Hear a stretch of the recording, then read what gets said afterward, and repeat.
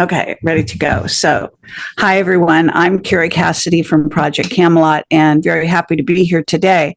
So, I have David Sereda with me, and we're going to be talking about hyperdimensional solar system, hyperdimensional physics as well, and vanishing planets and stars. And I'm going to let David introduce himself briefly, David, if you don't mind. And I've had him on my show many times, but let's just do that for people that are new, and then we can get into the topics. Okay, so my name is David Sereda. My website is my name, David, Sereda .co. Is my website, and I'm just now releasing a new film series called Where to Next, which we're going to go into today in this amazing subject matter that really shows a unification from the near-death experience of my wife and where the UFOs and the physics community is going into next, and this discovery that we're about to talk to is confirmed perfectly in this model of a solar system with 9 conventional planets and 9 extra hyperdimensional planets that the poet Dante, who wrote the Paradiso, this is Dante's Paradiso, confirmed in his visions. It's amazing to have a vision and be so accurate, because in Dante's Paradiso, which is a journey of the soul in the afterlife,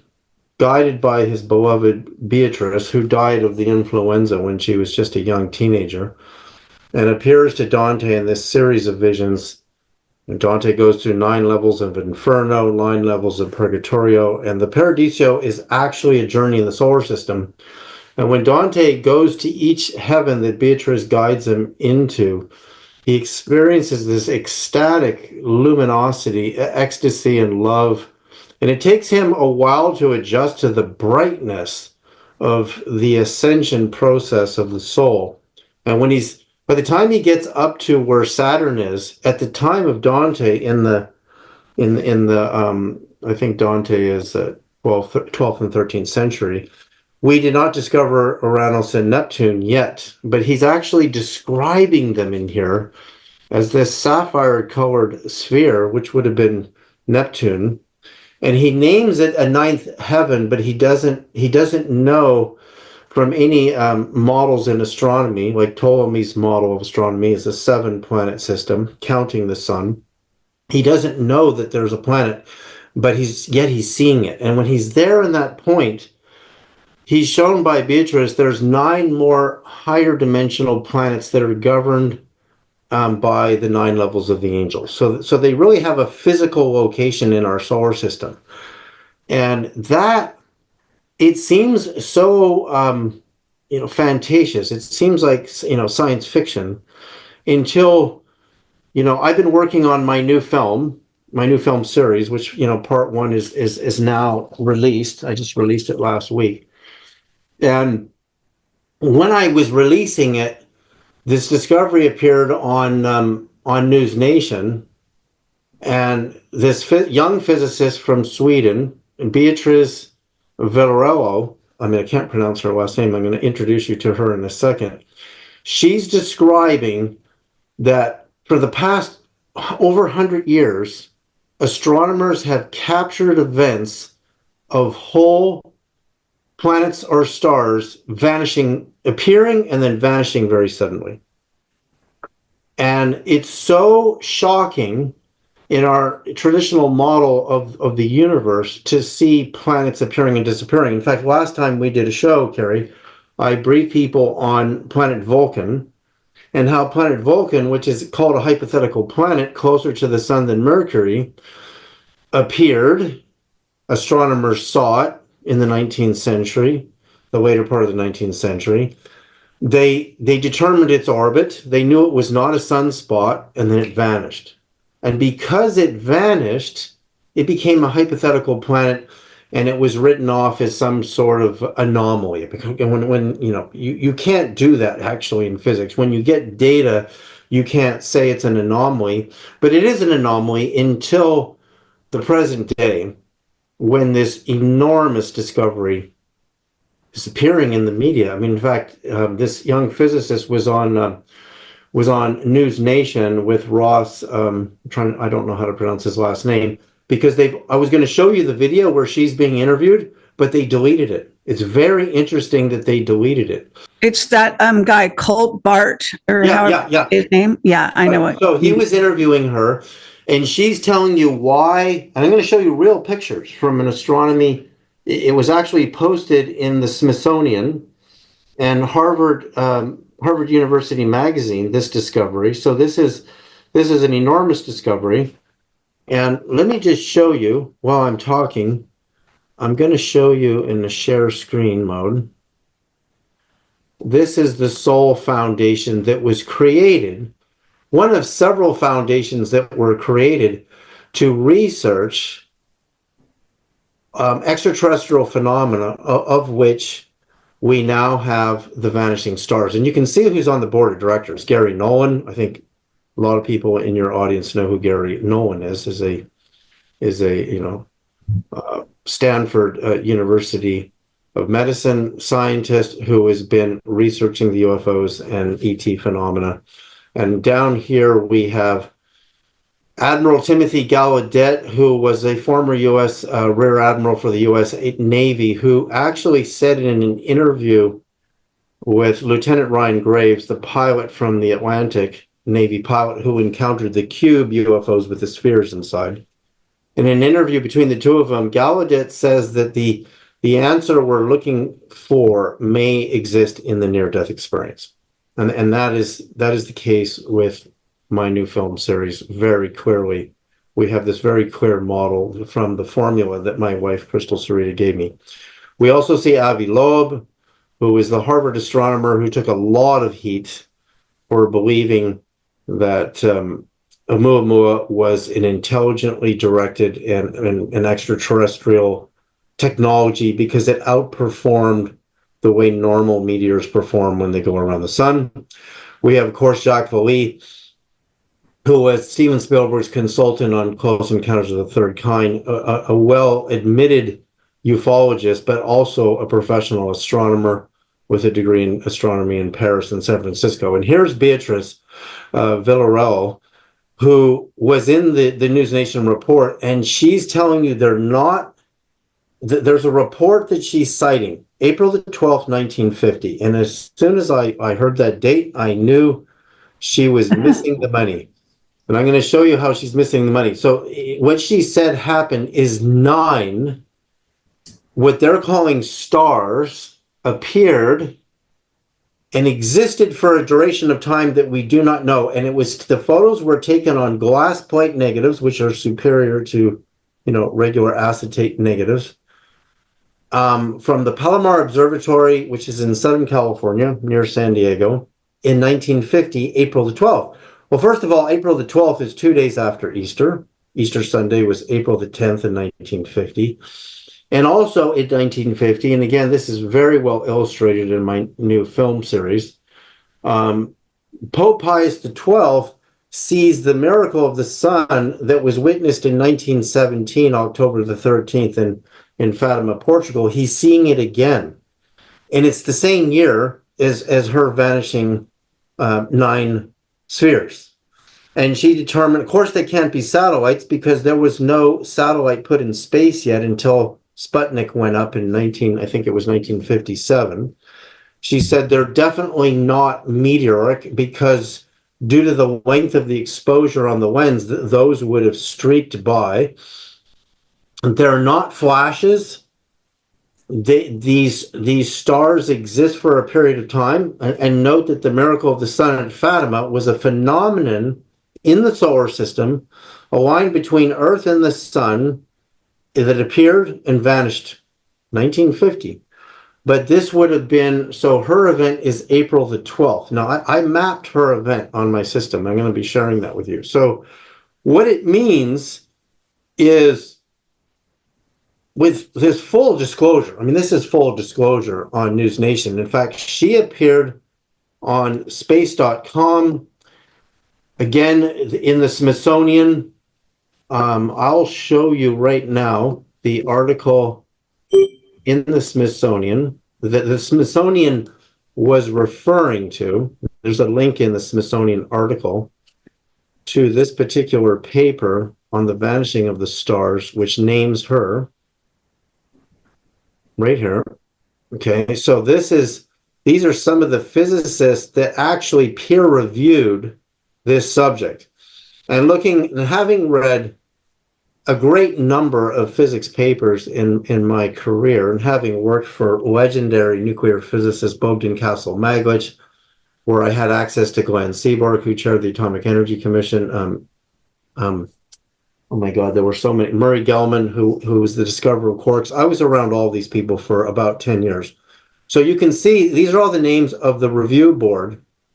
And this is the abstract, which is the goal of the vanishing and appearing sources in a century of observation. That's 100 years.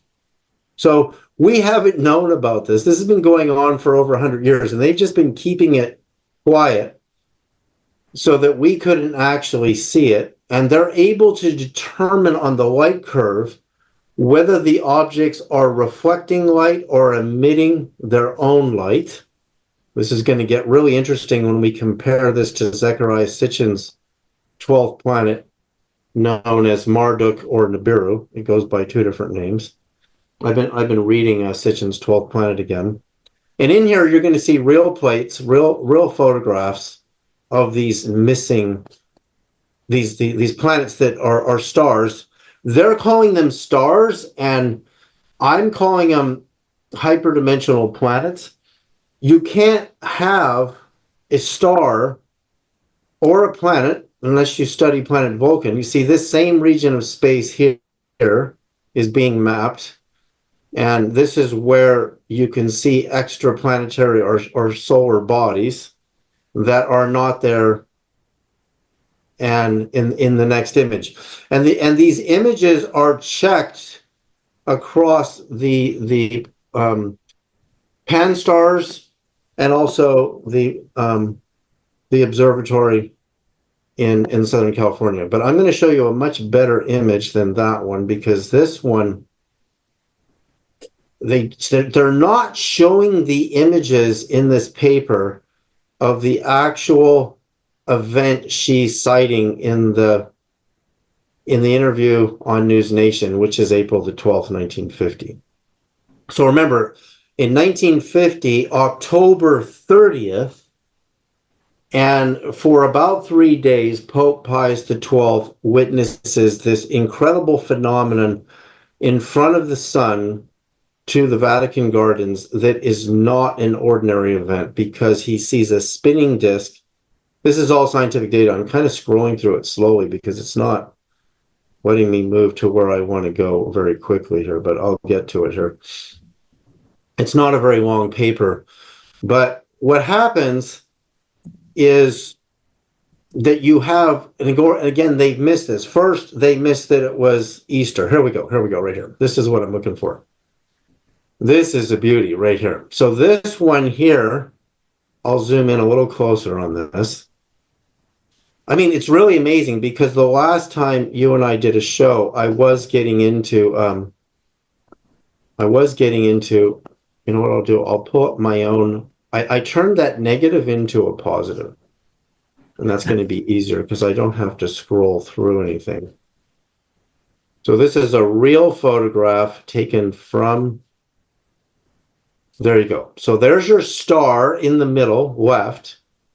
And there it is, vanished, completely gone. And again, there's no streaking. They're long exposures. I checked the exposure times. So imagine, I mean, it'd be astounding enough to have a whole planet disappear. It's even more astounding to have a star disappear. But here's why I don't believe they're stars. Because the ancient Babylonians, cited in the Sumerian translations by Zecharia Sitchin and many others, describe the planet Marduk, which is Nibiru, because Nibiru actually can mean many possible planets in the outer solar system. They described it as incredibly bright, almost self-luminous. and the beings living there who are human are very radiant and therefore would be very high temperature compared to us. Like we have temperature. We have infrared light coming off of our bodies that travels at the speed of light, just like all light does. If you were looking with night vision goggles, really good ones, and you get near somebody's chest, which I've done, it'll blind you. You have to rip the goggles off your head. That's how much light is coming off of this. But these descriptions of the planet Marduk are so incredibly bright in comparison that it might be interpreted as a star that is self-emitting, meaning this planetary body, because it's vibrating at such a high frequency. One of the theories of how this whole planetary or star body could suddenly vanish, and the physicist Beatrice, it's interesting her name is Beatrice because Dante's beloved was Beatrice. And she's one of the discoverers a physicist who's working on this. So she doesn't seem to know how to map the event. I mapped it. I'm about to show you the mapping of the event, which is really going to blow everybody's minds because I have mathematical proof it's perfectly timed to Fatima. So I'm going to use Fatima as my start date. I'm going to put her April 12th event on a clock starting from then, which is 2 days after Easter, and it's mind-blowing what it does. So she misses that it's Easter. She misses that there is such a thing as vanishing planets because we have planet Vulcan, and she of course probably hasn't read Dante, and I mean, planets can go interdimensional, just like we can. So we're actually flying to fly from point A to point B. As you may know, we're going interdimensional. So interdimensional is a key part of travel. And a planet is actually like Nibiru is a planetoid. And right. it does carry its own light inside, like it can have some kind of a sun type thing inside that's carrying inside. So in a sense, it's luminous, not because it's necessarily high vibration, although that's more frequency. That could be one explanation. I'm just saying that from what I understand, planets do, they're traveling, if you travel super fast, then they could even go what we call warp speed, that kind of thing, going interdimensional. When it goes interdimensional, it appears to vanish.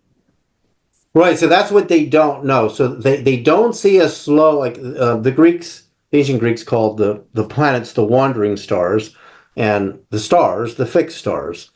Okay. And so yes, the planets do wander throughout the seasons at a different rate than the background stars. So they check these as wandering and seeing if they're in the same position as they were, even decades prior. So the one thing I don't know from the paper is, I don't think they did a very good job in this paper. My opinion is these physicists want to slough this off.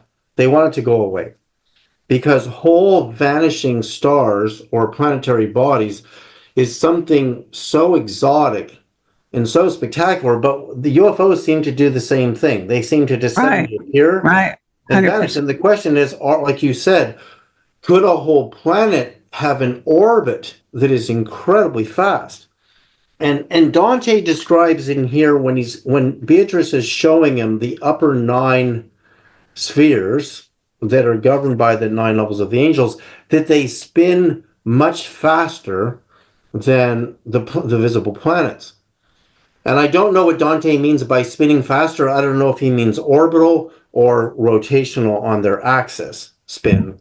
But One of the things the witnesses at Spin Fatima is saw, also toroidal physics. So it's not necessarily perceptive to the naked eye, but it also gets involved in the Merkaba and meditation and just raising your frequency. So it's called spin. It's actually, right? called spin. I know what spin is. That's a very important point you brought up because I think we're at the point now. I mean, in my experience with my wife, which is way more illustrated in my new film series that people can watch, is this formula of 591 to the golden ratio reveals, and I could just show my calculator for a recap for people who may not have seen this. Which is a reverse of 19.5 that Hoagland always talks about. Right.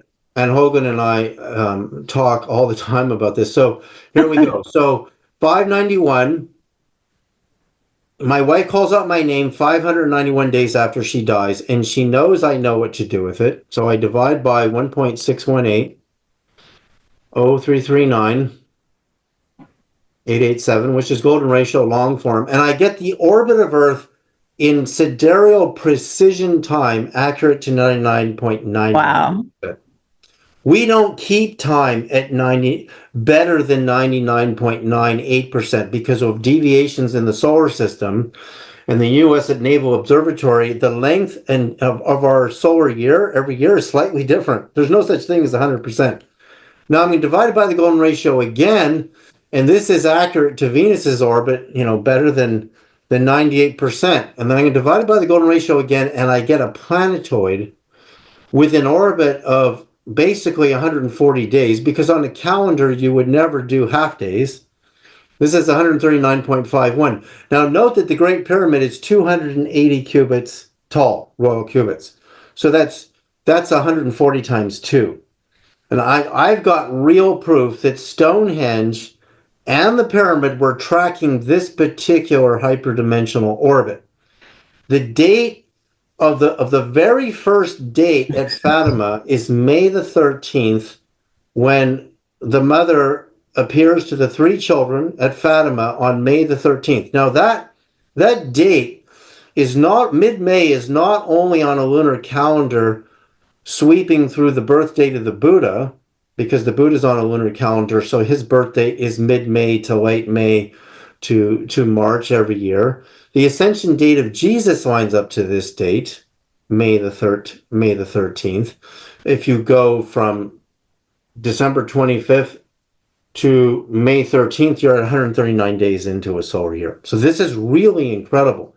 Now I'm going to divide it by the golden ratio again, and this is Mercury's orbit, better almost at 98%. And then I divide by the golden ratio repeatedly, and each one of these is going to be a planetary body. This is 33 years. And Jesus lived for 33 years. And what happened in the course of the 33 years? You had the Star of Bethlehem, hyperdimensional planet 1. And on the cross, 33 years later, 3 hours of darkness was proven not to be a solar eclipse, was proven not to be a Venus transit. So some planetary body had an orbital period of 33 years. Now divided by the golden ratio again, this is the orbit of Vulcan, hypothetical hyperdimensional planet Vulcan. So what I'm going to show you now is really, this is going to be really incredible. First, I'm going to go vanishing 2. So this is her April 12th date. Now, Okay, but Fatima was also actually, it was a gray ET demonstration. So that doesn't change anything that you're talking about, but it does mean they were using this hyperdimensional physics to generate their hologram. Well, that's the real question, is how it aligns, because there's something really interesting that happens after Fatima. It's like the opening of a vortex between Earth. These could be vortex points. They made what they're seeing as a vanishing star could be an actual vortex, like you're saying. It's not an actual planet in these orbital periods. It's a vortex. That's a possibility. So look at this. This is my chart for her April 12th, 1950 event. So what I do is I go from Fatima day 1, which is May the 13th. That we didn't see the solar event on May the 13th, but it's the first date. And I calculate the number of days to April 12th, 1950, which is 12,022 days. You can see it on my lower graphic, divided by the orbit of 591, and look what I get. 20.34, that's Vulcan's orbit. And so when I put 20.34 above the blue line, above 591, that's how many days have passed in the orbital period. That's actually how many years have passed in the orbital period between Fatima 1 and her April 12th date. And all I do to calculate the orbit of the rest of the planets in the inner solar system is multiply by the golden ratio. So I take 20.34 multiplied by the golden ratio, and I get Venus's orbit to extremely high accuracy, times the golden ratio again, and I get the orbit of Mercury, and then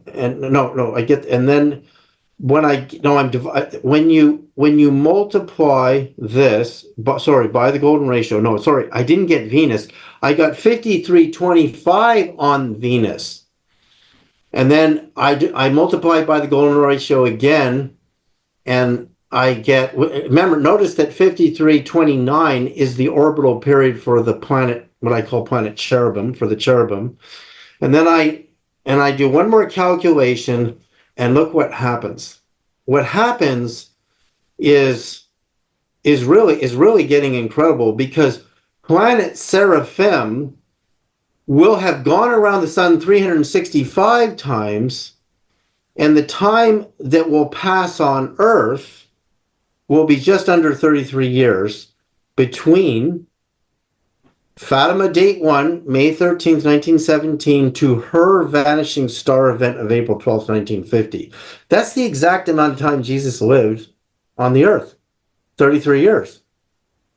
So but there's also this thing that you just were saying about whether it's a vortex or a planet. And I just want to say this. Planets are created by, I guess, a kind of toroidal spin that takes material and actually starts materializing it. So what a planet actually is, in a sense, is a materialized vortex into a solid in our dimension.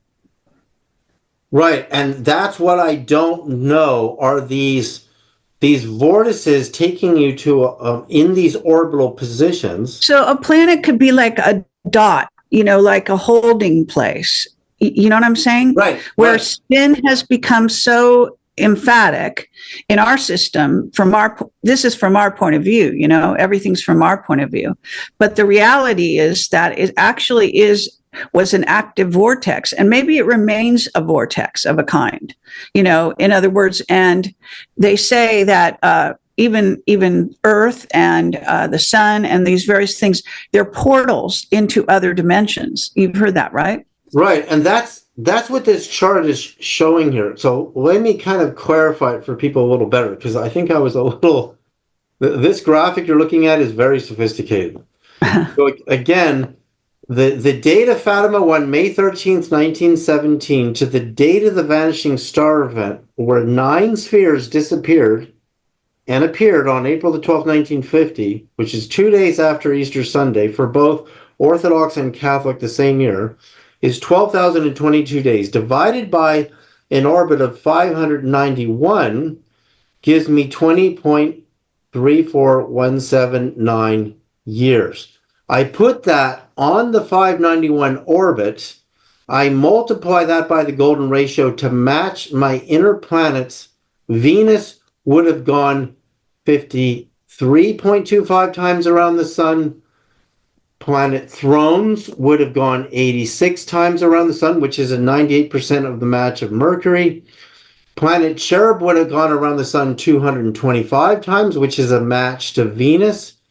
And planet Seraph would have gone around the sun 365 times. So notice that the time between Fatima 1 and her vanishing star event, Earth, which normally in our time goes by 365 times around around the sun. This is really amazing. Is now at 30, just under 33, and planet 33 is now 365. So that creates a portal. It's like a figure eight. If I could do a graphic, each of these, when these shifts occur in this harmonic, there's a portal between whatever planet you're standing on and another hyperdimensional planet. Right. And right. this event occurred that she maybe it creates a wormhole and an opening so that transits can happen. You know, right. You can You actually. So that's what happens when you map the date of Fatima 1, May 13th, 1917, to her event, April 12th, 1950, is a portal opens between Earth and exactly planet Seraph. Because they switch positions. That's giving me chills. I think it's right because you're giving me chills. See, planet Seraph goes 365 times and we go 33 times. So, but Jesus was physically on the earth for 33 years, which means during those 33 years, planet Seraph would have gone around 365 times. So we reversed harmonics. It's freaking incredible. And all I did is start. Now, if I start at the miracle of sun at Fatima, which is October the 12th, 1917, and do the same calculation, planet Seraph goes around 360 times. Why that's interesting, and Earth goes around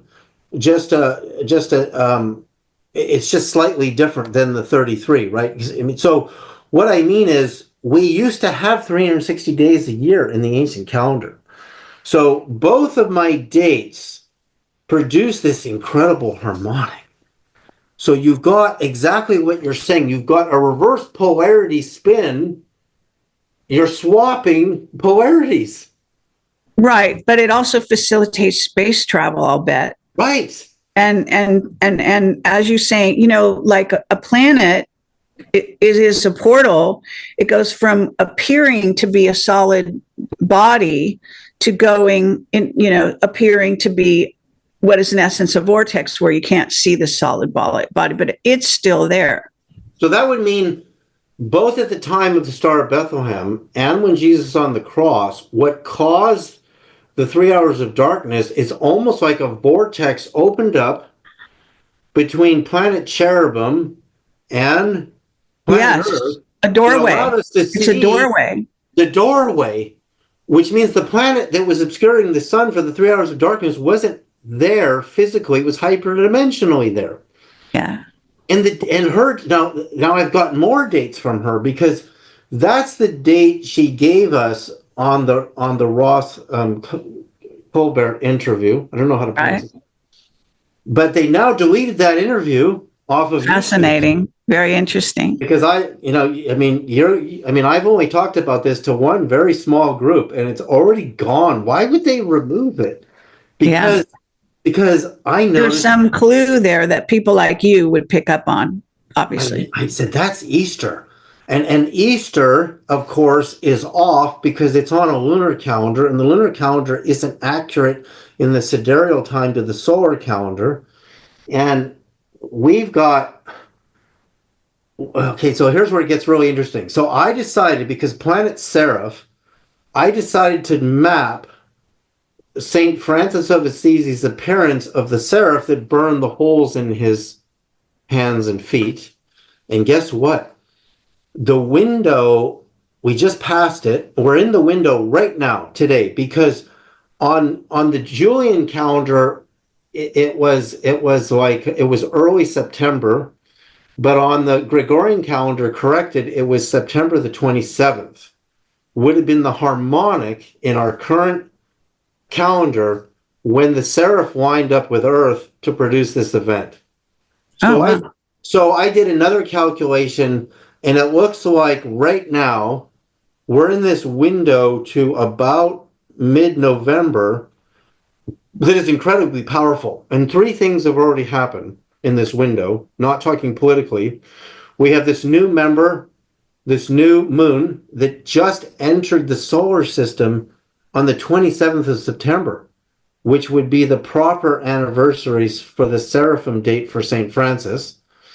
We also have, it was just discovered a few days ago, so we had a sun-diving comet on the 27th of September. I don't know if you saw that. No, but I'm wondering if you're going to say about the fleet of UFOs. Well, you're going to, because I saw that, but I wasn't sure what to think of it. I know, but it's the same. It's predicted right now. I mean, it said it's headed this way. Well, maybe it's making use of, again, this vortex, which creates a wormhole or an opening or a doorway. And this is when they can come in and be actually detectable. I could show you the calculation, but the way... I bet our space program knows exactly what you're talking about here. I think they do. And I've written the physicist and the Soul Foundation, and I shared with them my calculations. Of course, nobody wrote me back.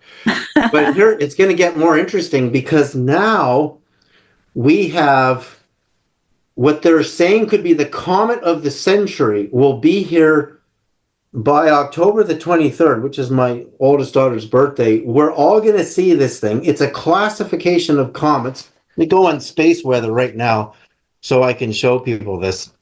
It's really remarkable what type of comet this is. We had one of these in 1965. And let me see if it's still up on space weather. So let me go to here. Again, I mean, for people who really want to learn this stuff, when you watch... Okay, but in terms of, just let me say from a political point of view, that this time period, again, when vortexes open up between us and the outer planets or inner planets or hidden ones, then things come in and things go out, okay? So think of it like that, and you'll realize that what they're doing is they're orchestrating, like the strike on the docks that happened starting yesterday, and the whole North Carolina attack, which was a weather war weapon. In other words, they're using these energies to orchestrate events to change. Well, that would have been the situation on Earth. That hurricane, it comes right in my window, because my window started September 21st. And it will be, as we get into November, it will be slowly fading out. You can see on space weather this incredible comet. I'm just saying, this is where they're taking the energy of the open vortex, and they're directing traffic and incidents, making them happen at this advantageous time when they can be much bigger than normal. Like everyone said, the North Carolina storm was much bigger than normal. This is what they're doing. And what is that? It's a vortex. So this vortex that I'm talking about, that on the calculation I did is connecting the current date. The calculation starts at Fatima, and I go, my calculation is one cycle of 280 orbits of planet 139 is just under 107 years of Earth time. And that calculation brings us to right now. I don't have a graphic of that, but again, it's in my series, so people will see this really, really well. But I need to show you this new super comet that you're talking, yeah. Yeah, so I sent it to, because it's now off of space weather, and they're saying, I'm surprised this isn't in the news yet, but it's so really, is it on the way? Is it visible now already? It's visible on telescopes. Let me see, where did I put this? Because I have to look where I sent it to. And it has a name and a number, this comet. Okay, do you remember the name offhand? I could do a search. That's what I'm trying to find here, because I sent it. Now this is the probe, so this is not it.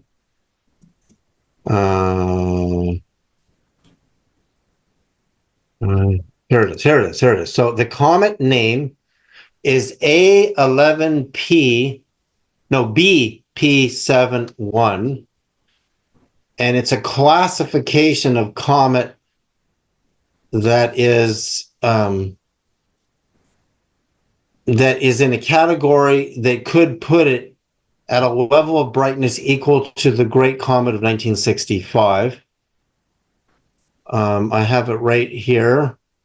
So do they track the, I don't know what you call that, but can they tell where it came in at? What angle did Yeah, it? they said perihelion will be October 28th. So that's when it will be closest to the sun. And its epoch position is September 28th. This is my window. This is my right in my window. And if it's as bright as they think it's going to be, the current sun diving comet that everybody's been taking pictures of at sunrise, just to the right of the sun, Comet Atlas, something is very, very beautiful. Was very spectacular on the 23rd of September, which again is my window. So, but now we're getting another one, and then this. So remember, we have this new mini moon. And the mini moon's going to leave at the end of my window too, which is really interesting. So again, what we have is some kind of vortex through which even the comets are coming, right? Right. Being created. I mean, it made me even wonder, like, could the Star of Bethlehem have been one of these super, like, look, I'll look up the Great Comet of 1965 and show everybody a picture. The Great 1965 comet, comet Ikea-Seki, 1965. This thing was huge. I mean, it was so bright, people saw it. Here it is in the daytime. So it's what we're about to get is the classification of one of these. I mean, of course, this is a 1965 black and white, photograph. Okay. So what is it? What is it like? According to your chart, what is the significance of that particular comet coming in at that time? Because my calculation from the Miracle of the Sun, October 13th, 1917, which I believe was caused by hyperdimensional planet with an orbit of 140 days, 139.51 to be exact. Which one? Which is in my calculation that I showed on which hyperdimensional planet, though? The name? Okay, so I'll show you which one it is. Let me go. So this is my graphic that appears in my film series. So this will, and I made this graphic before I learned about vanishing stars, right? So again, if you're at planet 591, because my wife calls up my name, 5 divided by the golden ratio once, you're exactly Earth. Divided by the golden ratio again, you're right at Venus. Divided by the golden ratio again, you have a hyperdimensional planet that orbits the sun every 139.51 days. Now, divided by the golden ratio again, you'll get Mercury's orbit. Divided by the golden ratio again, you'll get what I call planet Cherubim, which has an orbit of 53.29. And then planet Seraphim is next, 32.93, which is a smidgen under 33. And planet Vulcan, 20.35. So I have an accuracy chart too here. I mean, the accuracy can range from 95 to 99.99%. And because the golden ratio isn't 100%, there is no 100% golden ratio, like there's no 100% pi. Pi and phi are ever expanding mathematical formulas and principles. And when I take 591 times the golden ratio, Mars is out of harmony, and the asteroid belt is right here. And what's interesting about the position of 591, planet Nibiru in Marduk's orbit, according to Sitchin's models, is right there. It's right in the asteroid belt. So there was something cataclysmic that happened that created the hammer bracelet, the asteroid belt. But then my formula continues. And Jupiter, Saturn, Uranus, and Neptune, and my upper angelic planets all come into very high percentage values, 95%, 90%, 98% accuracy. So this is the model of the hyperdimensional solar system. What's interesting also, Kerry, is this year, Yom Kippur is on October the 12th, which again, is the anniversary date for the Miracle of the Sun at Fatima, October 13th.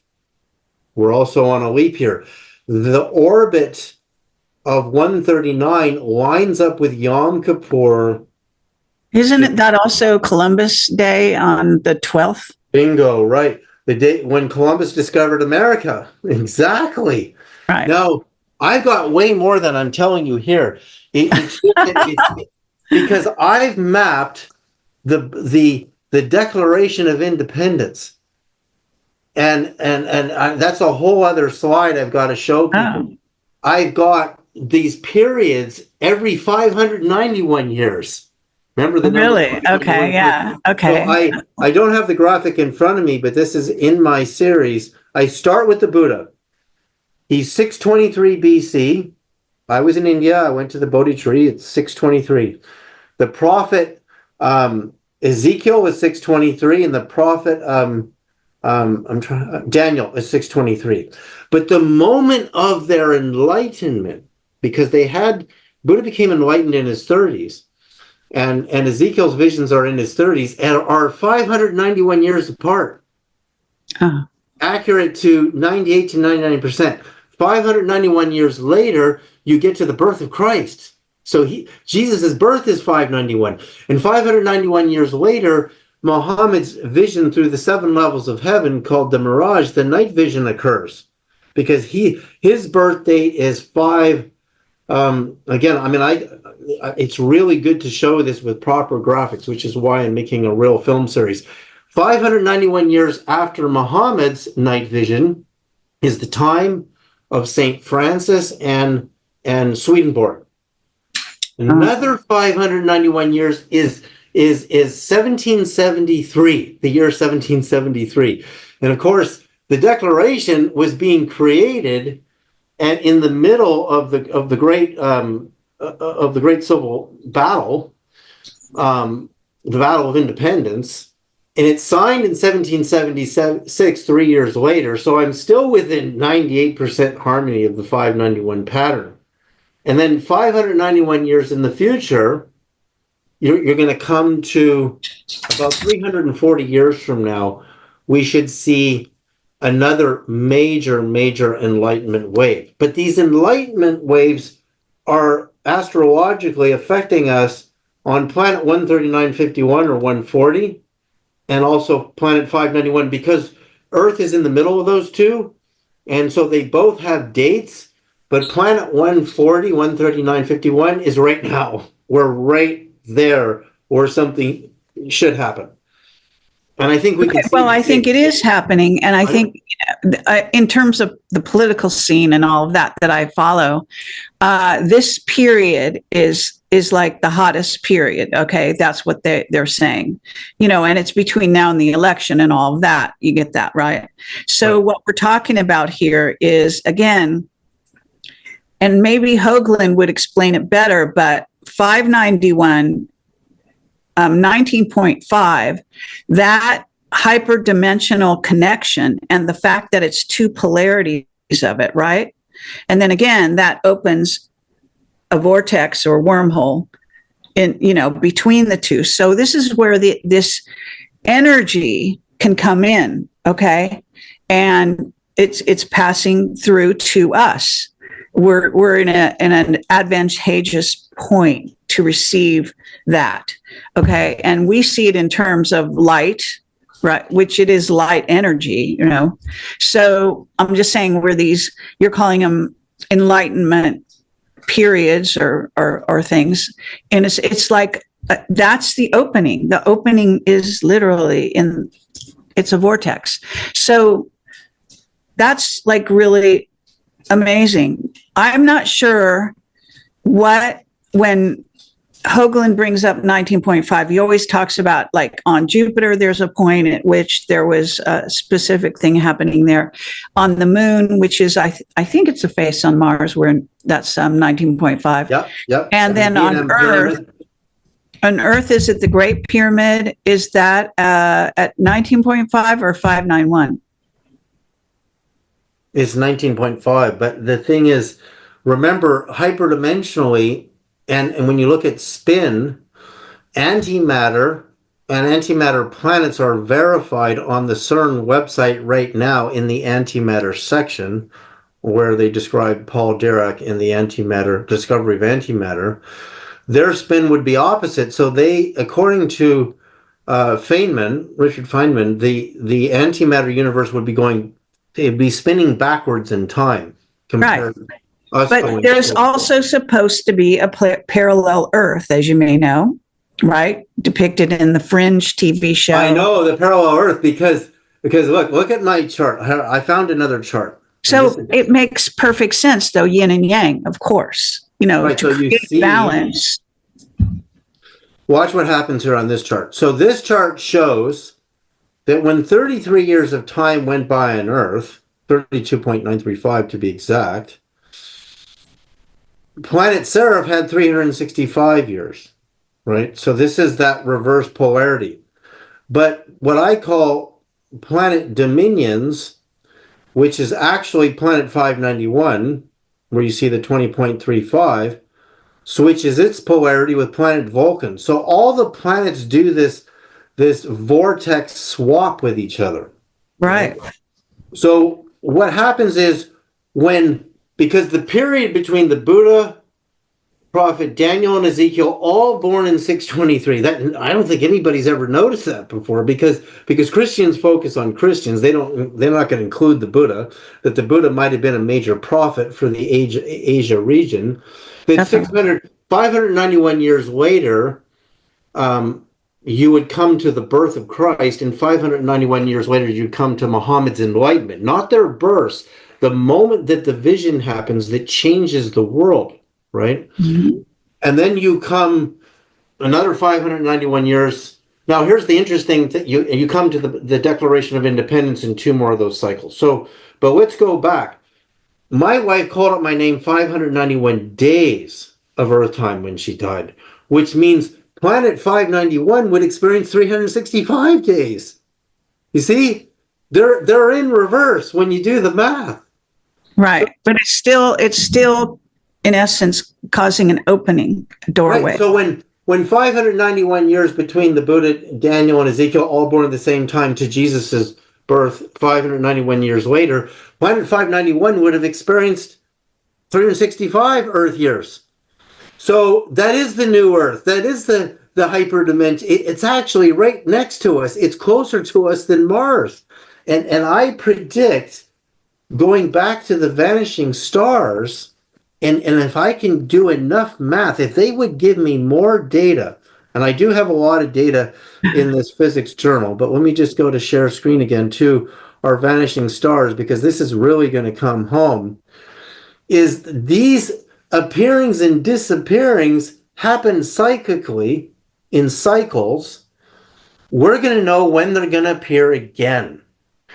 And when the window opens, we're in a very pivotal point in the history of our planet where this massive change can occur, for better or worse, actually. For better. Well, it's like, bringing in, again, open doorway, bringing something in or sending it out. That's how it's looked at. So in this case, they have, let's say other planet, other species, other travelers, space travelers couldn't utilize these doorways when it's much easier to jump between one place and the other. Right. And maybe, then, and I think I talked about this on your show before, when I mapped the date of Fatima, again, it's like a clock point when we had a sudden appearance and disappearance, and I mapped all the major UFO sightings. If I start at 1917, plus 5 years, plus 5 years, plus 5 years, plus 5 years, I hit them all. I hit Roswell. I hit the UFOs over the U.S. Capitol in 1953 or whatever there was. I hit the Phoenix. Again, it's like a highway opens up, okay? Yeah, it's like a highway opens up, and that's when they come.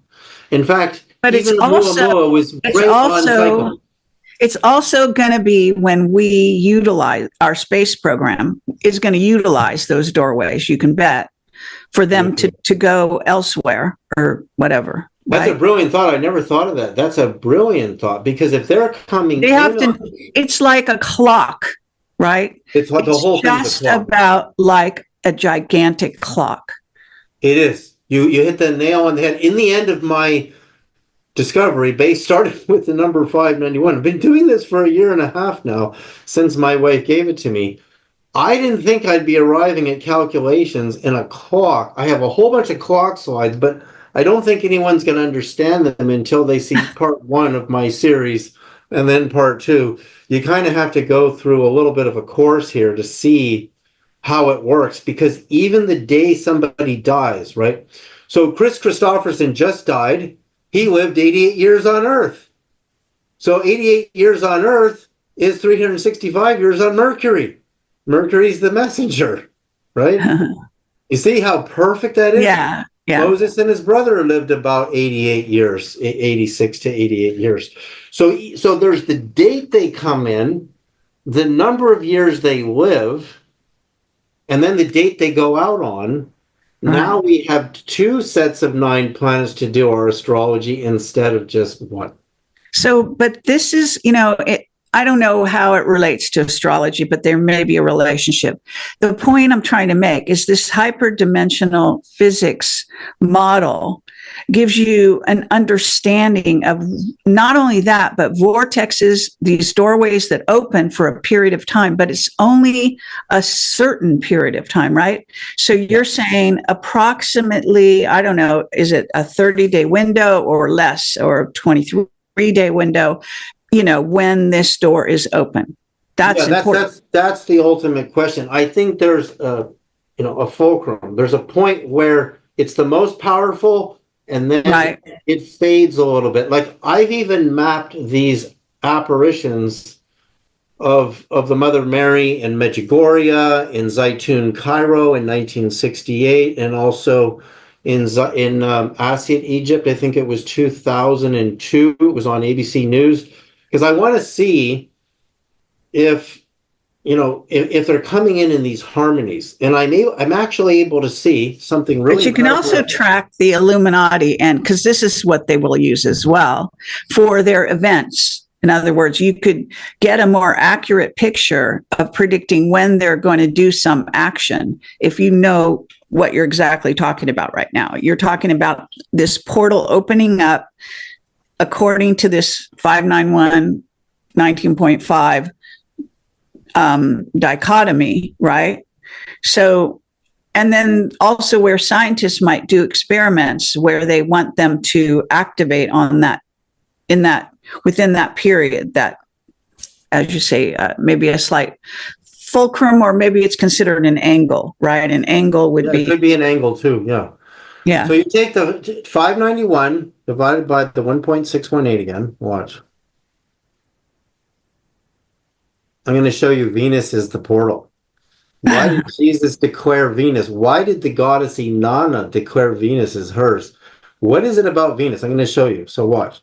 So 591 divided by the golden ratio. Now I'm going to subtract planet 139. 0.51, because that's a number of days to orbit around the sun, and I get Venus. Venus is 225 days. And Venus seems to be okay, so wait, 591, so that the first planet and Venus and then Earth, in other words, that puts Earth in the middle of those two planets, right? It does. Right, that's why I said we've got all of the upper angelic planets are influencing us, but the ones closest to us are planet 140. Remember, the Great Pyramid is 280 cubits. That's 2 cycles of the 280. And there's something huge about the 280 I've never told anybody, and I'm going to tell you what it is. Okay. It's so huge. But let me just finish this point. Now notice, when I got to Earth, I subtracted planet 139.51, and I got Venus. And Venus, which is the difference in a solar year between Venus's Earth, is they're opposites of each other. But guess what happens every 280 days on Earth? Guess what it is? A baby is in the womb for 280 days. That's a full cycle. Wow. And the Great Pyramid is 280 cubits. What does that tell you? Look at this. Average length of a human gestation is 280 days, 40 weeks. So what is the real meaning of the sarcophagus, it's a birthing tub. It's where they came in.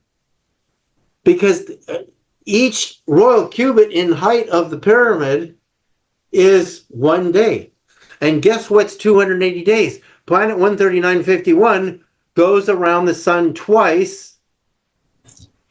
My cat is doing some crazy stuff right now. It's just a second. You see that?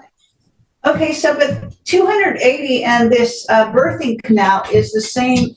It's not just birth, it's a rebirth. In other words, it's also ascension. It's also right? ascension. Because guess how many That's times the reverse. heaven, That's the other side of it. Oh, the no. word heaven appears in the New Testament 279 times. Wow. Which is 280, right? Accurate to 99%. So why does the word heaven, which is Oranos, because the New Testament was written in Greek, it was never written in English. And Oranos is the Greek god who cohabits with Gaia to create the human race under the Titans and under the Olympians. And Oranos creates the Greek version of the all-seeing Egyptian eye, which is called the Cyclops, but it's actually the all-seeing eye. So why did Christianity morph with the way the Greeks wrote the Bible is heaven is Oranos, the god of creation of the species and the all-seeing eye. That word went from Oranos, which appears 279 to 280 times in the original Greek of the New Testament. It's code, because that's 2 orbits of planet 139.5. It's 279 days. That's how many times the word heaven appears. So you see that the pyramid is 280 cubits tall, which is 2 orbits of the same planet that I believe created the miracle of the sun at Fatima, which has this cycle, which lines up with Yom Kippur.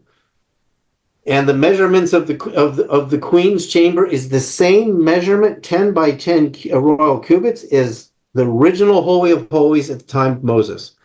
And the holy place tent, which extended beyond the Holy of Holies tent, is 10 by 20 cubits, is the measurement of the king's chamber. So you got to the math, right? What? Okay, but again, see what it sounds like to me. Are you saying Uranus? Not the planet. We named the planet Oranos after, as it's pronounced in Greek, we call it Uranus. Yeah. Okay, but this is what I'm trying to say, is that are you maybe saying this, you said the birth of the human race, but what if that's the portal that we came through to enter this solar system is through that particular planet? Right, planet 139. Doorway. Yep, because 2 orbits of that. But we didn't come from there. We came from elsewhere, like Lyra. Okay. I mean, there's arguably. Yeah, I see what you're saying. It's a portal. Yeah. Yeah. So if you could jump from there to the next place that it was before the human race was before that, you might get a planet in the system of Lyra, or you might get a planet somewhere else. It's kind of interesting. Yeah, those are a gateway, because that's what happens next in Dante's vision. Like the planets and the hyperdimensional angelic planets, and then he goes to the fixed stars, which are the non-wandering stars, as the next level of realization in his vision. So then you get to, in astrology, how stars background stars, like I remember last summer, Pleiades was right in alignment with the sun in August, right?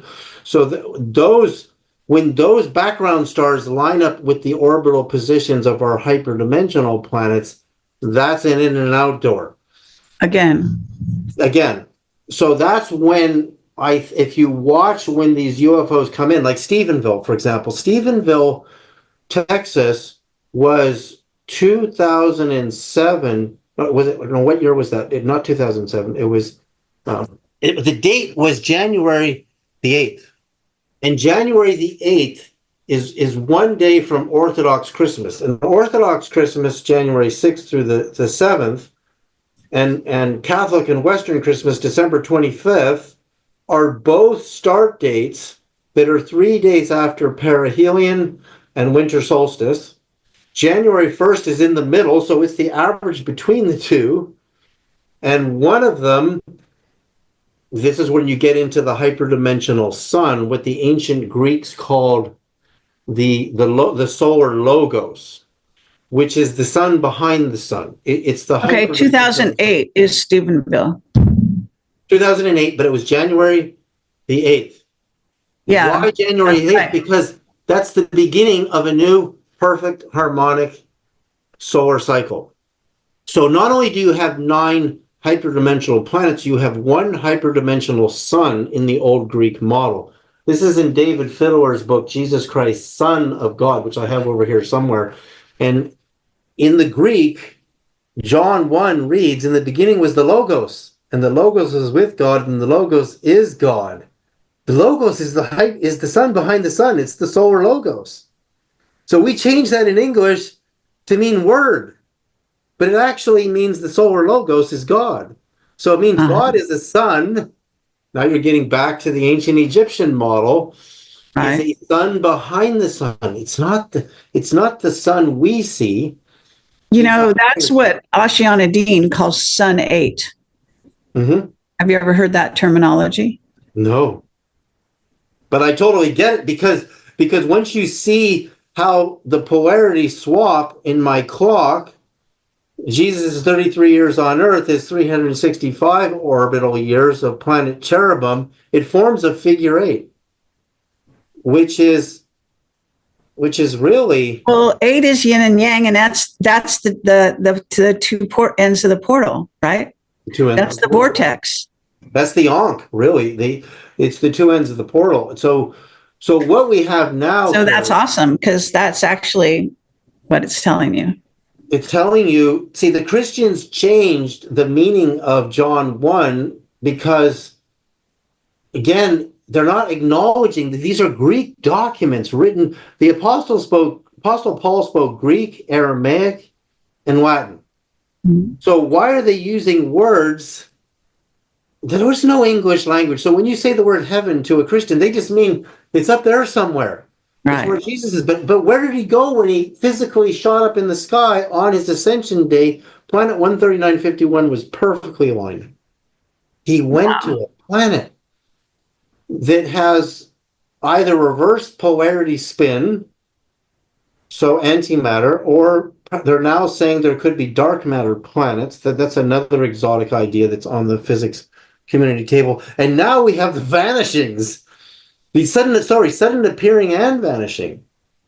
And we have, here, I'll show you one more, because I'll have to leave in 15 minutes to get my daughter, but I have one more website I want to show you. It's called The Vanishing Stars. Stars, it actually has a page.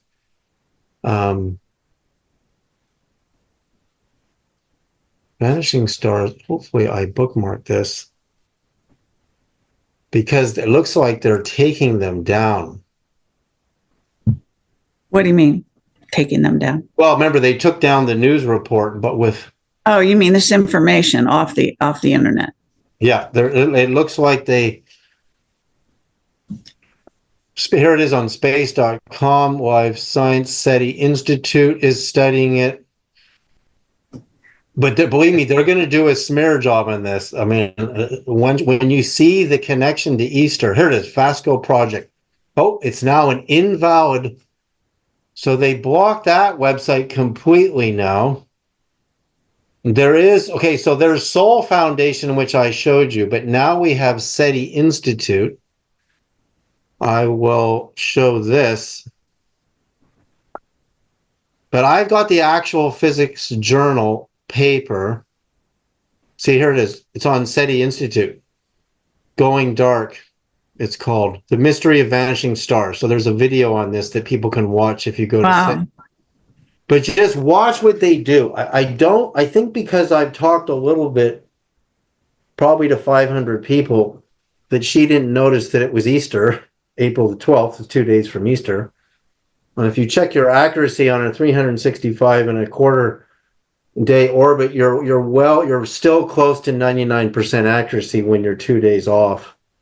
I think one thing I've noticed about scientists and having worked with them, they're very myopic. They don't believe in anything spiritual. Mm, And they don't want to believe it. right. If you show them the proof, they don't want to see it. Right.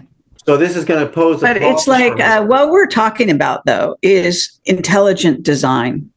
At the bottom, at the most basic level, you can't get away from it. None of this can happen by accident. It's intelligent design. And that means that everything follows from there. Okay. So these doorways, I mean, the secret space program has to know about it. The dark magicians know about it. General public doesn't know about it. They might have some idea, like Hoagland knows about it. Okay. So, but people, you have to be a scientist and you know about it, obviously. So, but this is fascinating because I also like the fact that the figure eight and the yin yang sign are the same. They're exactly depicting what we're talking about, right? Right. And the fact that a vortex is created, and that also links up with torsion physics, right? It's almost it's the torsion is like it's almost like the double vortex. The double vortex in 2 dimensions is the figure eight. You see, if I show in this graphic here, I just found another one of my graphics. And the Chinese consider the 8 to be very, very lucky. That's good fortune.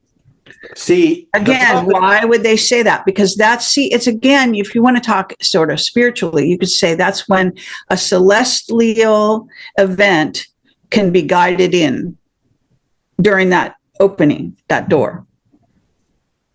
Right. So when I did my calculation for Enoch living 365 years on Earth, planet 591 swaps with Venus because it becomes 225 years. And Venus swaps with planet 591. You see how that's your figure eight. That's your reverse polarity.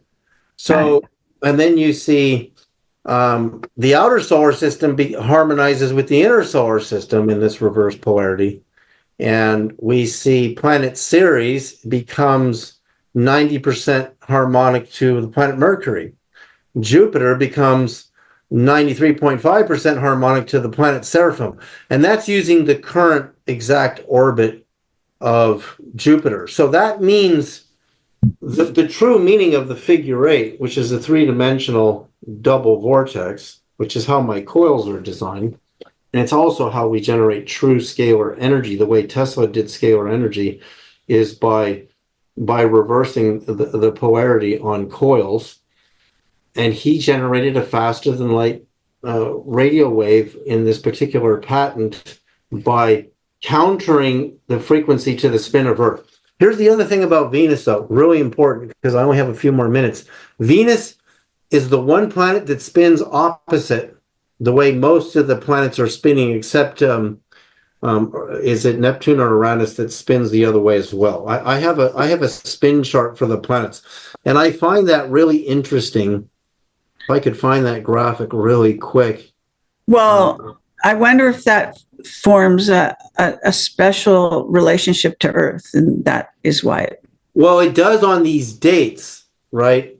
And once if I could work with somebody who knew how to turn my clock into a software, you can punch in any date that anything happened in the past, right? So that when you see your accuracy, you're going to be able to predict the future. You're yes, absolutely. And that's why the only future date I have so far worked out is the next 591 harmonic is about 340 years from now. So that's nothing we're going to experience in our lifetime. But right now we're in this harmonic of planet 140, 139 and a half. So, and it's right now, and it will end. That window will end sometime in November, and then it'll be gone again for another 100 and something years on my clock, right? That's very interesting because it does appear, I'm not, I don't know for sure, but what's happening right now, especially in the United States, is actually going to happen between now and then. Okay. So, arguably, in other words, this is when the big moves are going to be made that are going to determine the future of the United States in many ways. Yeah.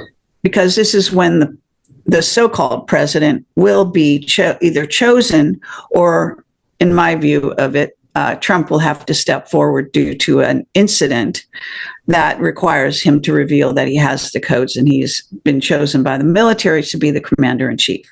So that has to happen before the election, technically, but it has to happen in that window we're talking about, so which we're already in, right? But we might even have a sudden appearance of a hyperdimensional planet in the sky in this window. That's a possibility. Sure.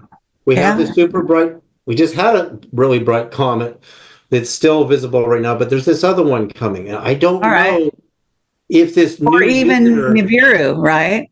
Even Nibiru. Are we going to see it through the lens, through the double vortex? I wonder because, there are a lot of the things that are happening right now also to do, the Anunnaki are linked to Israel. So what's happening is also on a sort of track that has to do with Nibiru and the Anunnaki. Well, guess what, Kerry? Let me show people this really quick. I'm going to show you the orbit of Nibiru with 591. Perfect. All right. Accurate to 99.2%.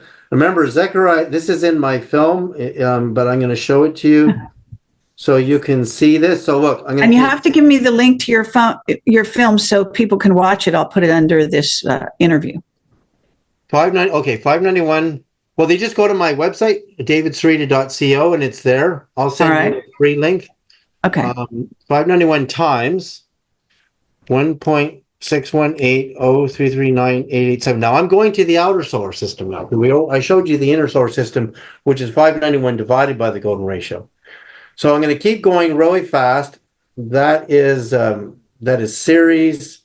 That's Jupiter, Saturn. Keep going. I'm going to keep going. Actually, it's amazing how my orbits come. Really. That might be it there. Let me just take that divided by, is that 3 million? No, that's 300,000. No, that's not it. All I'm doing is multiplying by the golden ratio. That's it. That's Nibiru.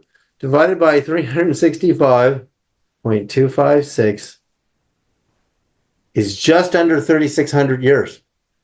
Now, Sitchin said approximately 3,600 years for Nibiru. He did not say exact. So I divide this by 3,600 at 99.2% accurate to Nibiru's orbit. Now, also, I can take precession, which is 26,000 years, divided by 591, and it's 44. Like, if it was 43.26, no, it's not a harmonic. I'm like 99.9% accurate to precession. 44 cycles of precession of 591 is precession. And precession is not exactly 3,600 years either. So that means the 591 resolves precession. That's freaking incredible. For a number to come from a deceased person. So yeah, people go to davidsereda.co. It's $11 to see each part of the series. I mean, I spent a year and a half on this and spent a lot of money on it. So it's just something because of computer was $10,000, which I bought to make this film. I didn't buy this computer for any other reason. And I bought a lot of gear. So I'm just I want people to get the information. If somebody really wants to see it and they don't have money, I'll send them free links, right? Of course. Okay, but that's fabulous work, David. And I want to thank you so much for coming on the show to share this.